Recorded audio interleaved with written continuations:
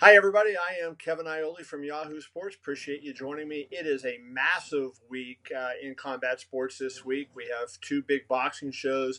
We have UFC 224, and of course, we have Bellator 199. And a really fascinating fight in the main event there. I like that fight.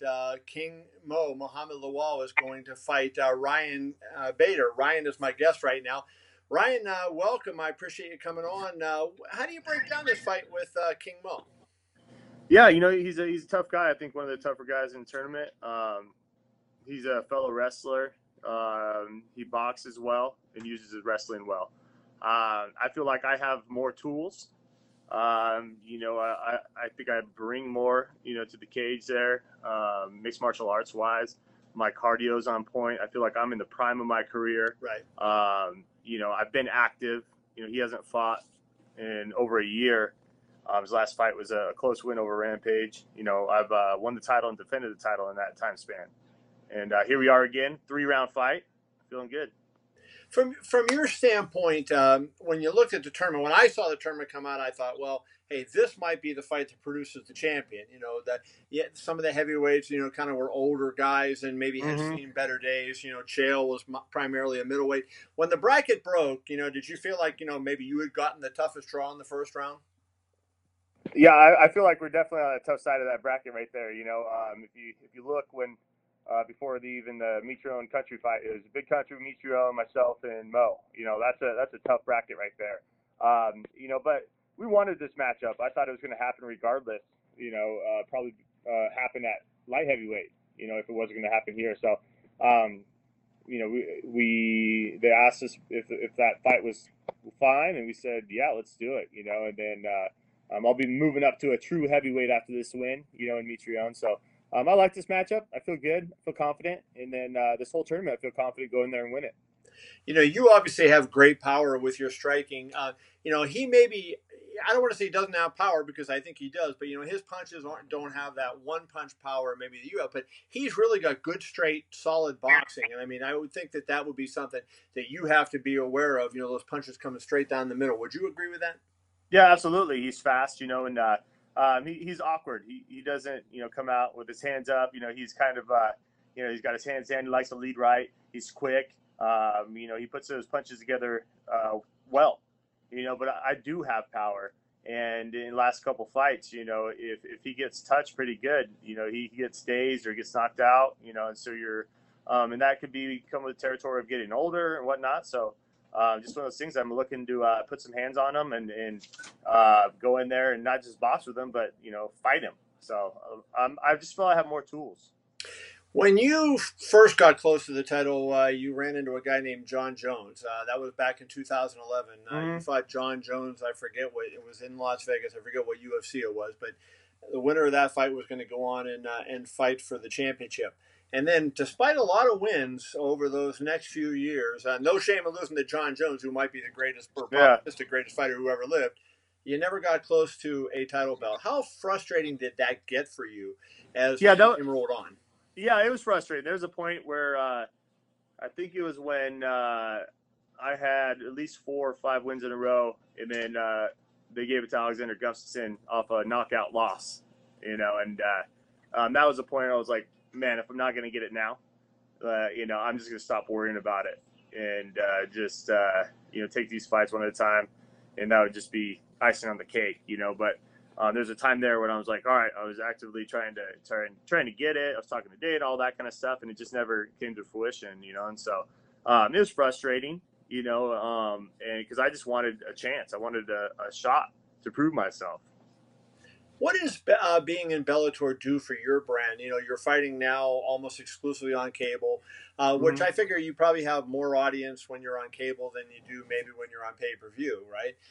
Yeah. And so what does that do for your brand? Like, financially, do you do better in sponsorships and do you do better in outside the cage things than you did when you were in UFC? And, conversely, is there any downside to not having the chance to fight on a big pay-per-view show? When we came over to Bellator and was in negotiations, that was part of it. I want to be on these big tentpole shows. My first fight was Madison Square Garden. Right. Sponsor-wise, I always did really well in sponsors, and then it got cut. So I'm back at the, in the heyday of sponsorship, for myself. So I'm able to get all those old sponsors back and new ones, and so I'm doing well in that department. I have a great contract, treated with respect, and able to do fun things like this Grand Prix tournament. I'm open to. I told him when I was coming in, I was open to do fights at heavyweight. I was open to do different stuff like this. And so when it came about, we didn't even know the bracket. They asked, and we said yes, let's do it. And so I'm having fun. It's I feel I can be myself and be more free, as silly as it sounds, but definitely having a good time. Well, is your plan, if you win the title here, to be the heavyweight champion, or to do both, or to go just back to being the light heavyweight champ? Have you given that any thought?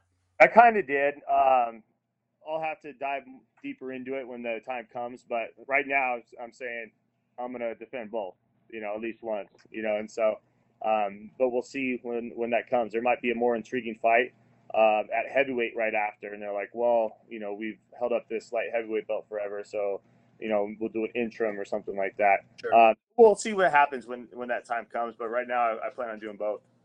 So I've covered the fight game close to as long as you've been alive. That's why I got all this. Whatever little I have is gray, right?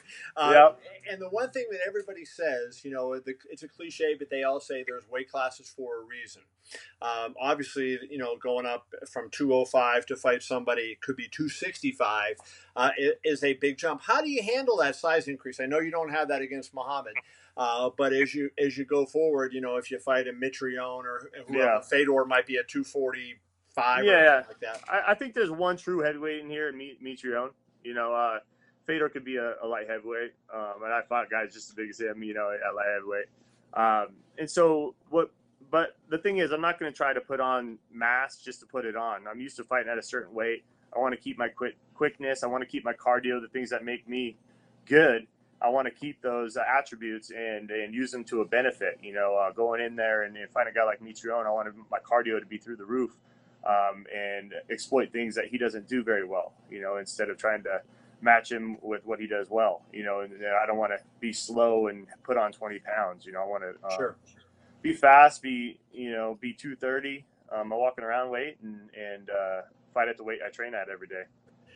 Before I let you go, you're a really smart fight guy. I want to get your take on Fedor's win over Frank Mir.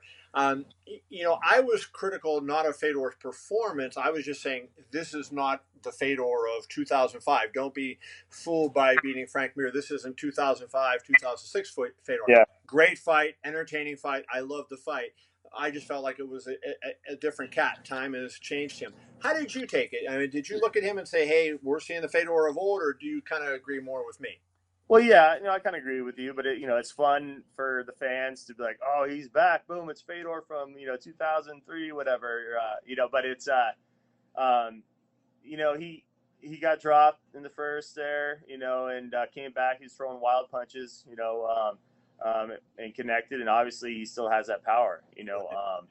It's one of those things. I look at it as an overall fight, and if I take him into the second round or third round, 4 or 5 rounds, and that's what I look at. But it was a fun, entertaining fight, and it got a lot of people talking, a lot of people interested. Oh man, Fedor's back, but he's definitely not the guy in his absolute prime.